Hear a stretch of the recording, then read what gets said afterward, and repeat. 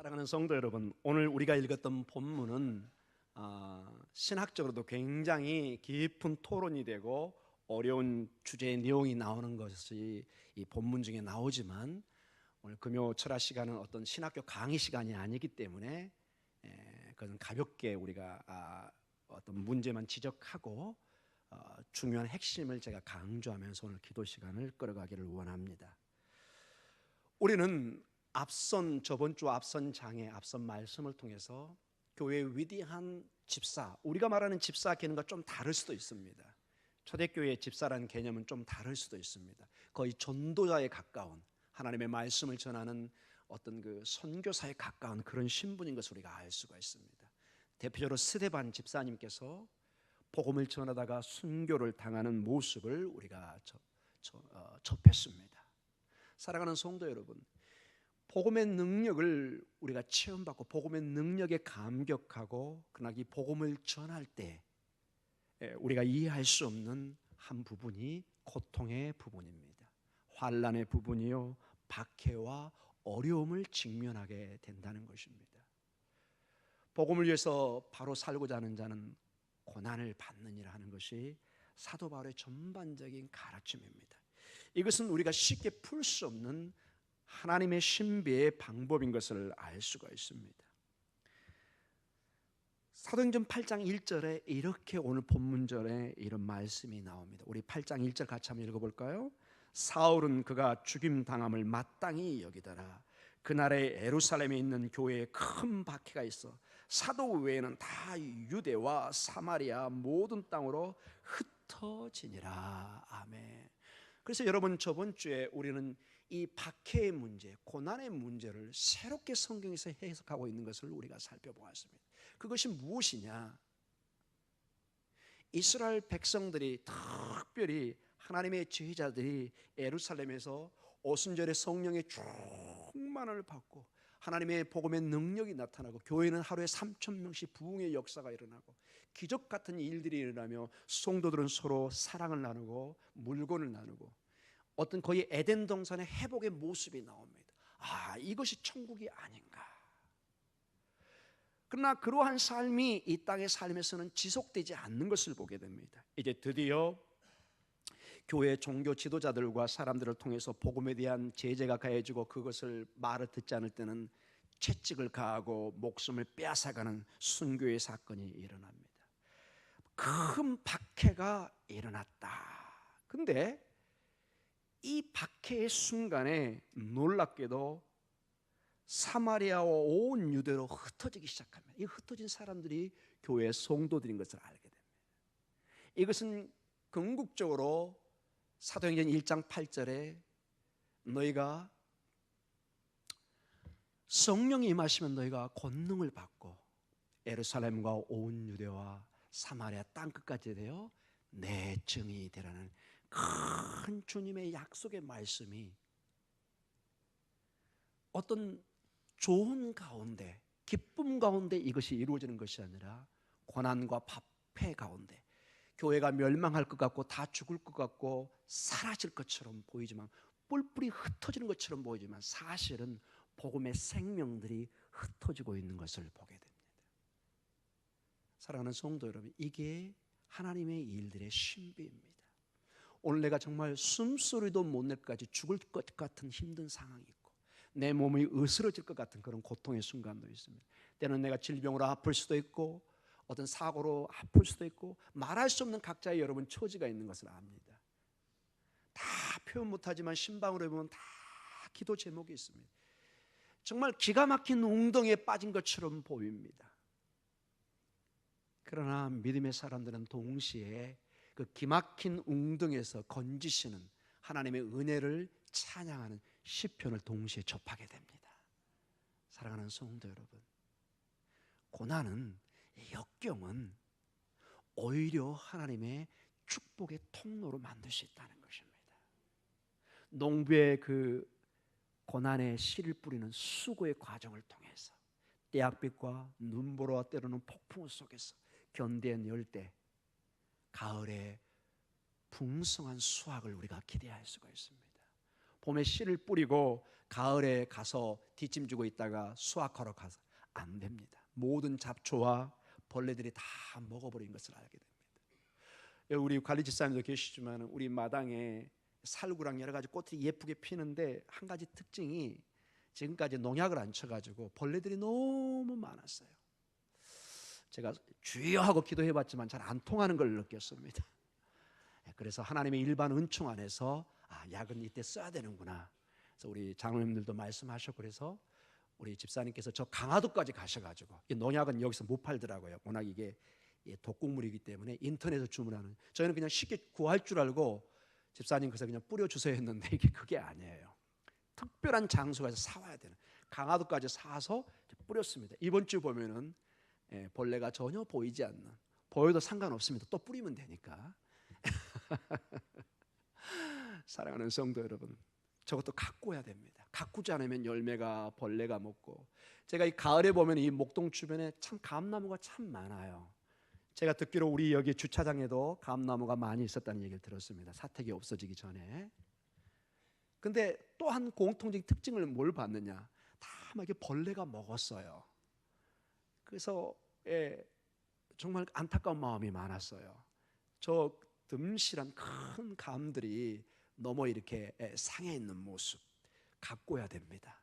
때로는 약을 쳐야 되고 잡초를 뽑아줘야 되고, 하나님께서는 우리의 신앙을 마치 그런 식으로 때로는 고난을 통해서, 역경을 통해서, 우리의 눈물을 통해서 우리를 다듬어가고 우리를 가꾸어가고 인도해 가신다는 것입니다. 사랑하는 성도 여러분, 가만히 신약과 구약의 과정을 보세요. 하나님의 백성, 하나님의 사람들을 주로 어디에서 훈련하나요? 누가 뭘 얘기하셨는데 방금. 자, 이거 맞추시면 내일 아침에 제가 어떻게 할까요? 자리에, 특별히 좋은 자리에 앉히도록 제가 부탁을 한번 해보겠습니다. 여러분, 쉬운 겁니다. 여러분, 하나님의 사람들, 백성들이 주로 어디에서 훈련을 받아요? 어디에서? 교회에서요? 광야에서. 광야. 여러분, 광야를 거치지 않는 하나님의 위대한 사람이 있는가 한번 봐보세요. 없습니다. 사도 바울도 다메섹에서 예수 그리스도의 그 놀라운 빛의 체험을 한 다음에 다메섹 광야로 가서, 사막으로 가서 거의 3년에 가까운 훈련을 다시 받고 돌아오는, 대표적으로 모세가 40년의 광야 생활 이후에 이스라엘 백성들을 인도해 가는 것을 보게 됩니다. 이것을 우리가 믿음의 눈으로 인내하고 볼 수만 있다면 우리의 모든 삶의 눈물의 때로는 과정, 때로는 슬픔의 과정이 기쁨의 단을 거둘 수 있는 수확의 계절로 바꿀 수 있다는 것입니다. 세상의 눈으로는 그게 실패가 보이고, 때로는 찌질이같이 보이고, 못난 것처럼 보이고, 기죽어 보이고 하지만 하나님의 계산 방법은 전혀 다르다는 것입니다. 이번 주에 설교의 11시 예배 핵심 중에 하나가, 처음 된 자가 나중될 수 있고 나중된 자가 처음 될 수 있어요. 이게 하나님의 나라의 방법입니다. 여러분, 우리가 알 수 있는 깜짝 놀랄 방법이 너무나 많습니다. 우리가 언뜻 봐서 실패자로 보이고 연약한 것처럼 보이지만 하나님은 그의 영혼을 가장 귀한 자로 나중에 이렇게 세울 수 있다는 것입니다. 하나님의 방법입니다. 여러분, 사랑하는 성도 여러분, 그래서 우리는 지금 잘 됐다고 교만할 필요도 없고, 지금 어렵다고 기죽을 필요도 없습니다. 항상 우리의 기준은 예수 그리스도입니다. 그분이 나를 어떻게 보고 계시는가. 여러분, 우리 여기 우리 하영이랑 우리 자녀들이 왔는데, 저는 자녀들을 보면 너무 감사합니다. 가슴이 뜁니다. 우리 딸이, 우리 아들이 왔구나. 여러분, 중요한 게 뭐냐? 가장 중요한 게, 자녀들이 누구에게 가장 먼저 인정을 받아야 될까요? 부모에게 인정을 받아야 됩니다. 부모에게. 부모의 사랑을 받은 자녀들은 확실히 다릅니다. 부모에게 사랑을 받은 자녀들은 밖에 나가도 당당합니다. 누가 조금 업심여겨도 별로 상처받지 않습니다. 그러나 부모의 사랑을 받지 않으면 밖에 나가 조금만 어떤 상처받는 일이 있으면 민감하게 반응을 합니다. 왜? 사랑에 굶주려 있거든요. 사랑하는 성도 여러분, 우리 주님의 사랑을 듬뿍 받으시기 바랍니다. 그분의 사랑을 듬뿍 받으면은 2단이 오고 3단이 와도 끔찍하지 않습니다. 저는 왜 한국교회에 이토록 많은 이단들이 많이 나오고, 심지어 저까지 제 주소를 어떻게 알았는지 매일 3통 내지 5통 정도 주로 신천지 계통에서 연락을 받습니다. 귀하신 교수님, 제가 아마 학교 주소로 돼 있나 봐요. 얼마나 귀하신지 모르는데 저희 교회로 왔으면 좋겠습니다. 이런 내용들. 사랑하는 성도 여러분, 왜 그렇게 많은 젊은 사람들이 용왕산에도 많이 다니고 있습니다. 어디에 속한지는 모르겠어요. 그들이 그렇게 이단에 심취하고 그들의 인생을 바치고 있을까요? 우리 기존 교회에서 너무 복음을 듣지 못한 거예요. 생명의 굶주려 있습니다. 복음의 그 능력을 체험받지 못하고 있습니다. 이 강단에서 저도 좀 많이 부족하지만은 복음에 대한 강력한 확신과 피 묻은 복음을 전하지 않기 때문에 영혼들이 방황하는 것입니다.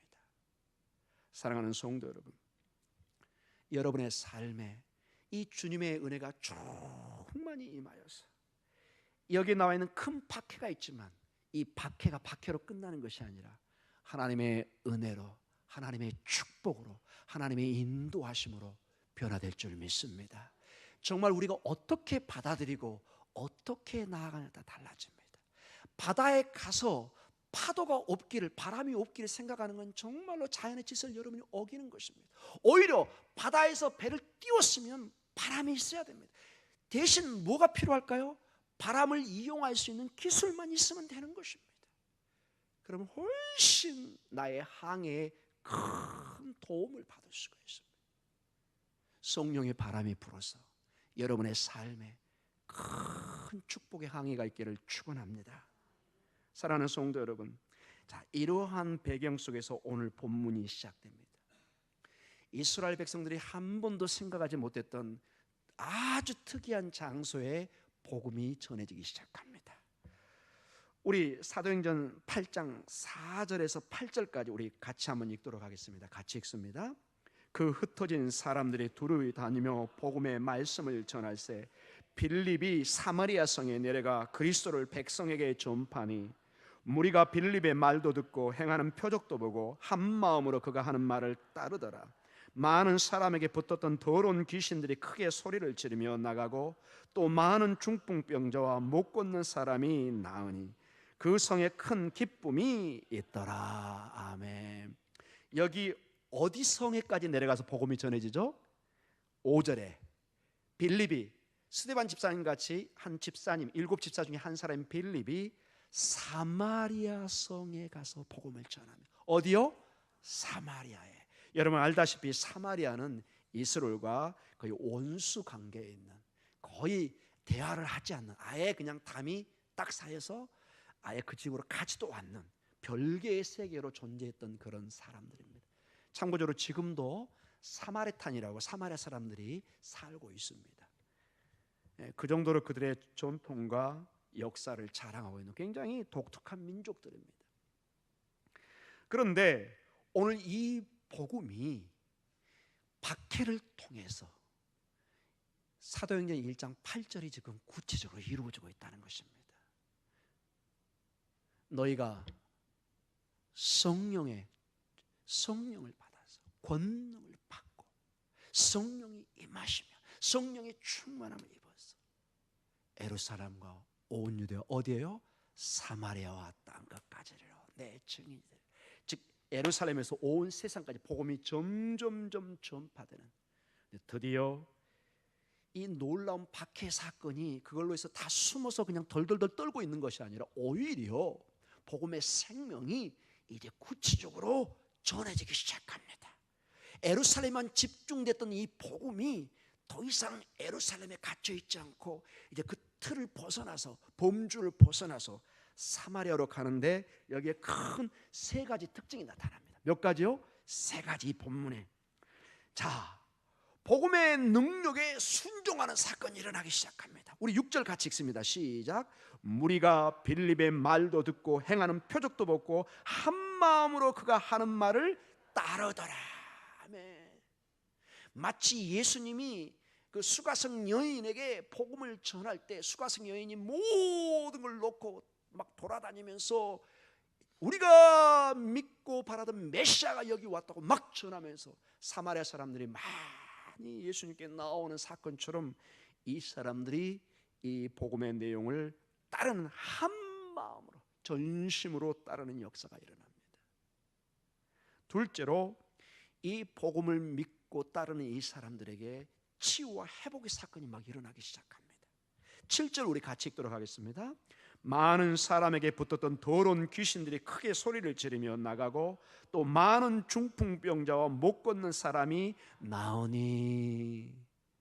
치유와 회복의 역사가, 귀신 들린 건 정신적인 문제고 그 다음에 중풍병, 이 모든 것은 육체적인 문제입니다. 여러분이 과거에 이것은 그 누구도 이게 병원에 치료할 수 없는, 그래서 이 과거의 병들이라는 건 무서워서 음식은 다 지금 생각해도 다 건강식입니다. 거기 무슨 조미료가 들어가는 것도 아니고 무슨 전혀 인선식품이 아니고 굉장히 건강한 식품이지만 수명이 30세 40세였습니다. 아주 평균 수명이 낮았습니다. 왜냐? 이런 질병 때문에 그랬습니다. 걸리면 거의 죽는 것입니다. 왜? 여러분 지금 알다시피 이 중풍이나 이게 전부 다 뇌혈증 이쪽에 관계된 건데, 여러분 2000년 3000년경에 이걸 뭐 뇌수술을 어떻게 합니까? 여러분 불가능한 일이죠. 대부분이 걸리면 고통당하다 죽는 거. 그러나 성령의 능력으로 이 일들이 치유되고 회복되는 역사를 봅니다. 가끔에 우리 교회에도 많은 환자가 나옵니다. 어떻게 보면 굉장히 부정적으로 보입니다. 근데 제가 새벽에 기도하면서 다른 마음을 하나님이 주셨습니다. 여러분 알다시피 제가 여기 와서 자녀의 큰 생산과 우리 영아부나 이렇게 유치부 큰 부흥을 위해서 우리의 자녀들이 많은 자녀들을 낳을 수 있는 기도를 하고 있습니다. 동시에 치유와 회복의 역사를 놓고 특별히 기도하고 있습니다. 그러니까 어떤 면에서 여러분에게 막 생각지도 않는 어떤 그런 것들이 막 소식이 와요. 뭐 어디가 아픕니다. 어디가 어떻게 됐습니다. 막 놀래죠. 근데 가만히 가서 나중에 결과를 들어보니까 다 초기 증세예요. 하나님이 미리 알게 하셔가지고 초기에 잡고 계시는 거예요. 치유하기, 여러분 해석하기 나름이잖아요. 아파서 불행하다 했는데 그 만약에 여러분 그 혈관의 그 내용이 터지기 직전까지 갔으면 이거는 심각한 문제잖아요. 근데 초기에 이게 발견돼 가지고 약이나 이걸로 치료하게 되면은 얼마나 감사합니까? 우리 김경숙 권사님 어떠십니까? 할렐루야.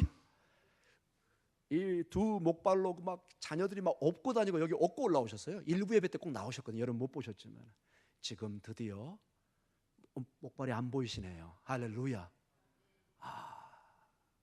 여러분 한 사람 한 사람이 주님의 증거이고 간증입니다. 우리 교회에 놀라운 치유와 회복의 역사가 있는 줄 믿습니다. 여러분의 삶에 그러한 문제들이 있을 때 전혀 다르게 해석하십시오. 주님이 미리 나를 사랑하셔서 알게 하시고 치료케 하시는구나. 정말로 내가 4기 5기로 가면 이제 말기로 가면 손도 댈 수가 없습니다. 미리 하나님께서 은혜를 주셔서 조금 지금 불편하고 힘들지만은 나중에 다 치료가 돼서 건강한 모습으로 다닐 때 얼마나 감사하겠습니까? 사랑하는 성도 여러분, 치유와 회복의 역사가 복음과 함께 있는 것을 믿으시기 바랍니다. 복음은 우리 정신적으로만 그저 내가 천국 갈 것이다, 복음의 능력이 있다, 이 차원이 아니라 여기 보니까 더러운 귀신이 나가고 많은 중풍병자와 못 걷는 사람이 낫기 시작합니다. 이건 제가 하는 것이 아니라 이 본문에 그렇게 간증되어 있습니다. 이런 일들은 지금도 저 오지에 선교지에 실제 이런 일이 있는 것을 선교사님을 통해서 많은 간증을 들었습니다. 오늘 오후 예배에 우리 교회에서 후원하는 인도의 한 선교사님 와서 말씀을 전합니다. 이분이 갑자기 오게 돼서 이제 곧 가게 되기 때문에 제가 갑자기 부탁해서 우리 교회도 이분이 누군가 알아야 되기 때문에 이분이 말씀을 전하는데 인도에서도 어떤 복음의 사역이 있는지 정말 저도 궁금합니다. 그 중국 다음으로 그 10억이 넘어가는 그 수많은 영혼들이 있는데 얼마나 여러분 또 가난한 면이 많습니까? 복음의 역사가 어떻게 나오는지 여러분 한번 기대를 가지고 말씀을 들어도 되실 것 같습니다. 그리고 이러한 치유와 회복의 역사 속에 큰 기쁨이 넘칩니다. 우리 8절 같이 읽습니다. 그 성에 큰 기쁨이 있더라. 아멘. 여러분 복음의 역사는 기쁨입니다. 감사합니다. 저도 마찬가지로 우리의 삶에 감사가 사라지고 기쁨이 없으면 그건 성령의 역사가 아닙니다. 목사님, 점점 제가 불안해요, 힘들어요, 어떻게 해요? 그건 주님의 역사가 아닙니다. 여러분 결단하셔야 됩니다. 주님이 주신 건 우리에게 두려운 마음이 아닙니다. 담대한 마음입니다. 여기 보니까 기쁨이 넘쳐납니다. 만약에 기쁨을 뺏어가는 일이 있으면 예수의 이름으로 쫓아내시기 바랍니다. 나는 기쁨으로, 감사로, 기도로 살겠다. 내 삶에 슬픔과 우울과 불만과 불평을 주는 영은 떠나갈지어다. 여러분 기도하시기 바랍니다. 왜 이게 중요하냐면 11절에 그동안 복음을 듣지 않았던 사마리아 사람들의 상태가 나오기 때문에 그렇습니다. 큰 기쁨으로 치유와 회복의 역사가 있는 복음의 능력과 함께 이 복음의 능력이 없는 세상의 한 모습이 사마리아의 모습이 11절 같이 읽습니다. 시작. 오랫동안 그 마술에 놀랐으므로 그들이 따르더니, 자, 마술쟁이 시몬이 나옵니다. 막 마술로 사람을 속여가지고 막 짓누르고 있습니다. 근데 기쁨이 없습니다. 이 마술쟁이 시몬도 복음의 능력이 너무 놀라서 나중에 막 그걸 돈 주고 살려고 합니다. 그래서 베드로한테 혼나는 장면이 나옵니다. 그 내용은 조금 더 나중에 다루도록 하겠습니다. 사랑하는 성도 여러분, 계속해서 이러한 기쁨의 복음의 사건이 있으면서 오늘 사실은 좀 너무 중요한 주제이기 때문에 이게 다 다루기는 힘들지만 중요한 한 사건이 동시에 이루어집니다. 간단하게 언급하면서 기도로 들어가겠습니다. 14절에서 17절의 내용입니다. 같이 읽습니다. 시작. 예루살렘에 있는 사도들이 사마리아도 하나님의 말씀을 받았다 함을 듣고 베드로와 요한을 보내매 그들이 내려가서 그들을 위하여 성령 받기를 기도하니 이는 아직 한 사람에게도 성령 내리신 일이 없고 오직 주 예수의 이름으로 세례만 받을 뿐이더라. 이에 두 사도가 그들에게 안수함에 성령을 받는지라. 아멘. 이 본문은 그 많은 교파나 많은 그 신학자들에게 굉장한 어떤 그 디베이트, 토론의 논쟁의 주제 중에 하나입니다. 왜냐? 자, 이 사마리아 성에 복음이 전해지고 예수를 믿는 사람인데 아직 성령을 받지 않았다고 얘기합니다. 근데 여러분 우리가 너무 잘 알지 않습니까? 우리가 예수를 알고 우리가 중생의 체험을 받는 것은 누구 때문에 가능한가요? 성령의 역사입니다. 성령이 우리에게 예수 그리스도를 알려주지 않으면 그 누구도 예수를 주로 시인할 수도 없고 여러분 이 자리에 나올 수도 없습니다. 오늘 빌립이 특별히 초대교회에 굉장한 전도자였던 빌립이 예수 그리스도의 복음을 전하고 그들이 이미 우리가 본문을 보았잖아요. 그 말씀을 따르고 치유와 회복의 역사가 일어나고 큰 기쁨이 일어납니다. 그런데 오늘 14절에서 17절에 성령이 아직 임하지 않았다고 얘기합니다. 그래서 베드로와 요한을 보내서 안수할 때 성령이 임하십니다. 그러면 그 전에는 성령이 임하지 않았다는 얘기입니까? 굉장히 어려운 주제입니다. 이걸 제가 나중에 한번 깊게 한번 다루도록 하겠습니다. 핵심을 좀 다루겠습니다. 그래서 많은 사람들이 몇 가지로 이것을 토론하는 주제가 있습니다. 여기 보니까 안수함에 성령을 받는다 해서 이 안수를 강조합니다. 아하, 성령 충만을 받으면 안수를 해야 되구나. 그래서 막 안수를 강조하는 교단도 있습니다. 제가 볼 때 이 본문의 정확한 뜻을 해석하는 것은 아닌 것처럼 보입니다. 둘째로 우리가 중생은 했지만 아직 성령 세례를 받지 않았다. 그래서 성령 세례를 받아야 된다고 또다시 우리에게 강조하는 그러한 교단도 가르침도 있습니다. 상당히 본문에 가깝기도 하지만은 과연 그럴까요? 자, 중생한 사람들이 성령으로 이미 우리가 중생을 받았는데 왜 또 우리에게 성령 세례가 필요할까요, 여러분? 어떤 또 성령이 필요합니까, 여러분? 많은 어려운 주제가 담겨 있습니다. 이미 예수 그리스도를 우리가 믿는 이 과정 자체가 내 힘이 아닌 성령에 의해서 예수를 믿었는데 왜 또 우리에게 성령 세례라는 또 다른 단어가 필요할까요? 굉장히 많은 토론이 필요한 부분인 것입니다. 어떤 사람은 아하, 사마리아 사람들은 아직 믿음이 불완전하기 때문에 성령 세례를 받아서 온전케 해야 된다, 이렇게 해석하는 사람도 있습니다. 또는 성령의 특별한 은사의 선물을 받은 것이다. 이렇게 말하는 사람들도 있습니다. 각자의 장단점이 있을 것입니다. 이제 제가 보는 본문의 내용으로 끌고 가도록 하겠습니다. 물론 제가 보는 방법이고 많은 또 학자들이 이 부분에 동의하는 부분이 있습니다. 자, 이미 우리가 사도행전 1장 8절에 너희 성령이 너에게 임하시면 너희가 권능을 받고 예루살렘과 온 유대와 사마리아 땅까지 내 증인이라는 주님의 말씀이 있는 것을 보았습니다. 자, 그 근거로 해서 사도행전 2장에 보면 오순절 마가의 다락방에 뭐가 임하죠? 성령의 충만함이 임하기 시작합니다. 그리고 베드로를 중심으로 제자들도 이미 이 복음의 말씀을 듣고 복음을 전하고 역사하는 것을 보게 됩니다. 이미 베드로도 이러한, 여러분 베드로가 누군가요? 예수님의 제자들이고 오순절 사건 전에 그런 베드로는 믿음이 없었다는 것입니까? 성령이 역사 안 했다는 건가요? 사도 요한도 마찬가지고 아니죠. 이미 성령의 역사를 통해서 예수님의 제자가 된 사람들입니다. 그런데 성령의 내용이 다시 나오고 있습니다. 저기 로마 백부장인 고넬료도 나중에 다시 성령 세례를 받는 것을 보게 됩니다. 자, 분명히 사마리아 사람들도 빌립의 복음을 통해서 중생의 체험과 치료와 회복의 역사를 받은 이미 우리가 보았습니다.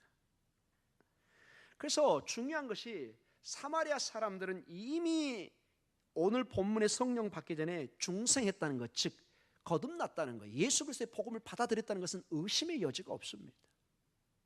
여러분 아멘이죠?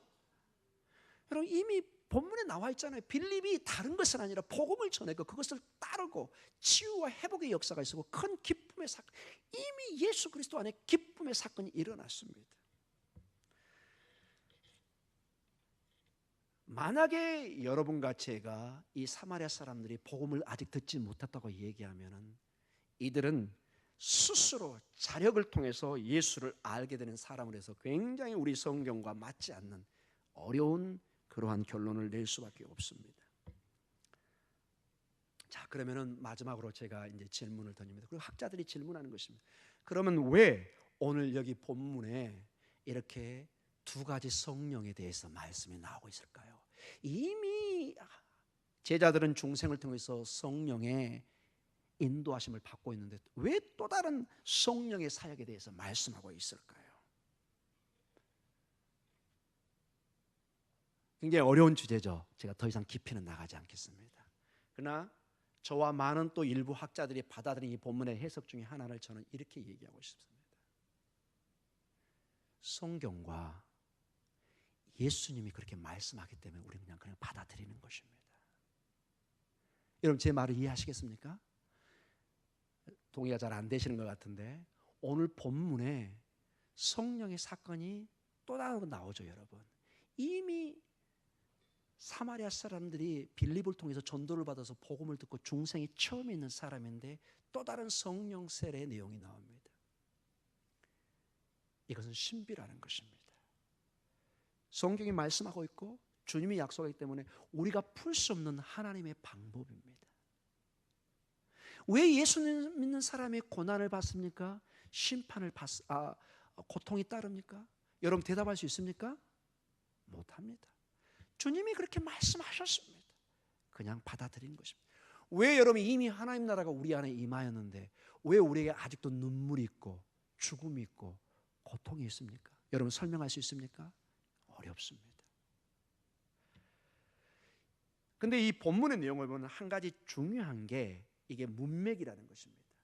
이미 여러분 사복음서를 통해서 복음을 통해서 성령의 역사가 임해서 여기 보세요. 가르치고 전파하고 고치는 사역. 이게 누가 힘을 주신 겁니까? 성령님께서 역사하신 것입니다. 아멘. 그런데 주님이 놀랍게도 보혜사 성령을 보내주시겠다고 얘기합니다. 뭔가 또 다른 성령의 사역이 있는 것을 보여줍니다. 그리고 사도행전에 와서 이미 성령 체험을 받은 사람이고 중생한 사람인데 성령이 임하시면 뭘 받아요?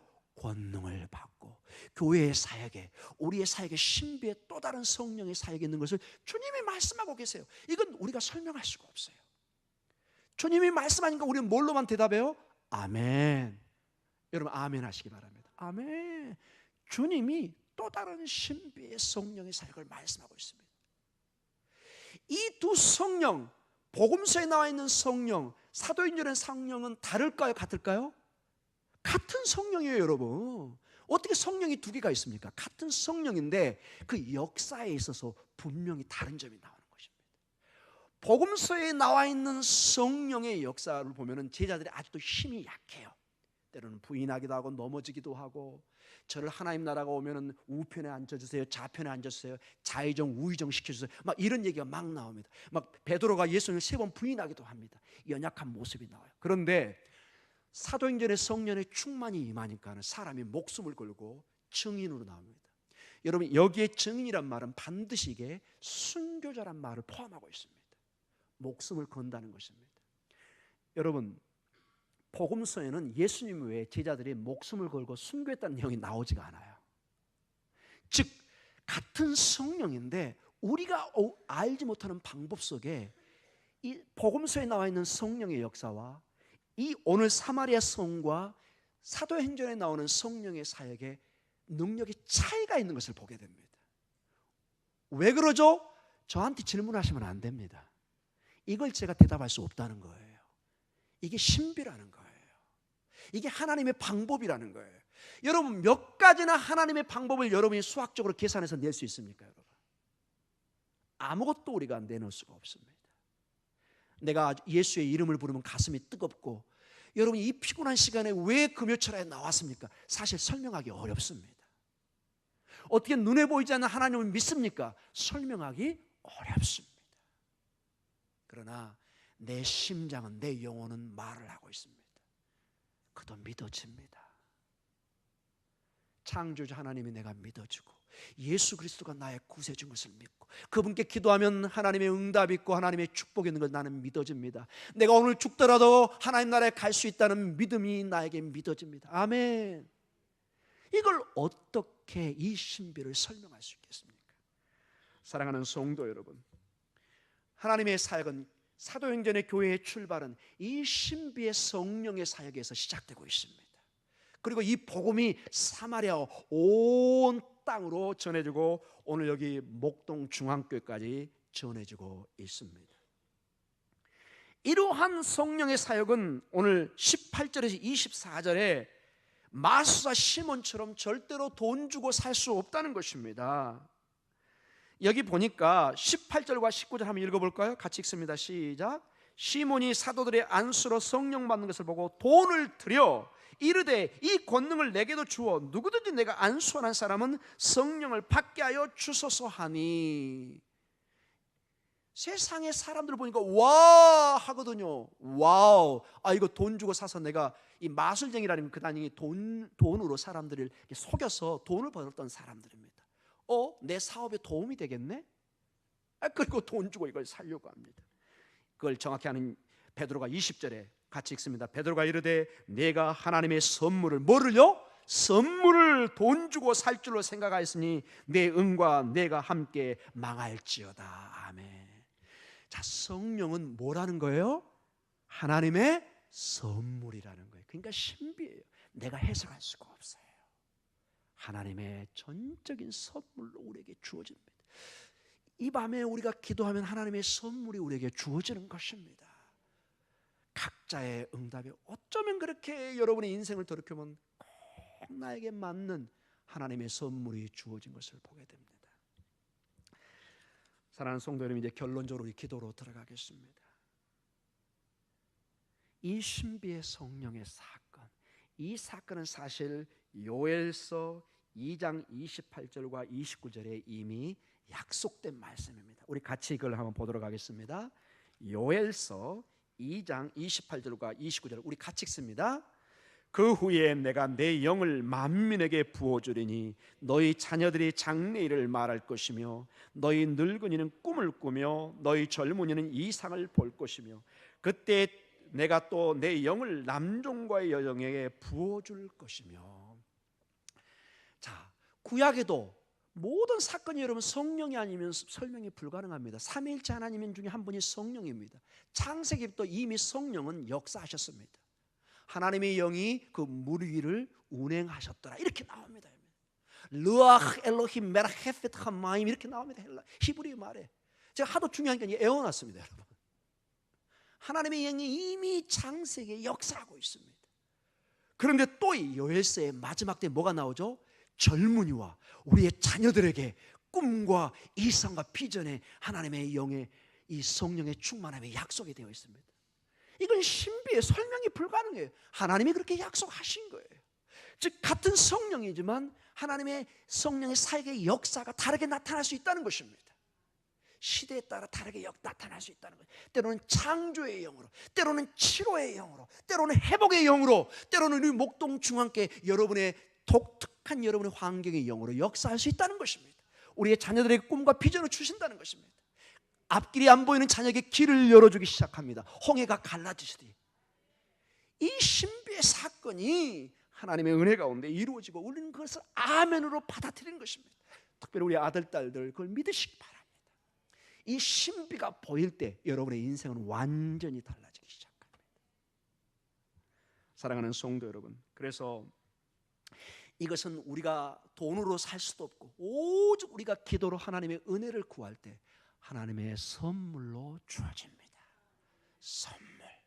선물입니다. 이 밤도 주님 앞에 간절히 기도하면서 하나님, 아버지께서 약속하신 성령의 선물을 저에게 허락하여 주시옵소서. 우리가 이 신비의 세계를 다 알 수는 없지만 성령의 충만이 일어날 때 우리가 알지 못하는 큰 힘이 일어나고 역동적으로 하나님의 사명을 감당하고 그 힘은 우리의 삶을 변화시키는 것을 보여주고 있습니다. 같은 내용인데 환난과 박해인데 전혀 다른 해석이 이 성령의 충만을 통해서 일어납니다. 두려움이 두렵지 않습니다. 왜냐? 왠지 모르게 절대적인 하나님이 떡 버티고 있는 것을 보게 되는 것입니다. 마치 엘리사 선자와 그의 사한이 다메섹 군대로 꽉 차 있는 그 속에서 기도를 통해서 영을 열어주시니까 하나님의 군대가 둘러치고 있는 불마병들이 치고 있는 것을 눈으로 보기 시작합니다. 성령의 충만을 통해서 어려움이 보이는 것이 아니라 하나님의 보호하심과 하나님의 큰 역사하심이 보여주는 그러한 역사가 있기를 주님의 이름으로 축원합니다. 우리 다 같이 기도하는 시간을 갖도록 하겠습니다.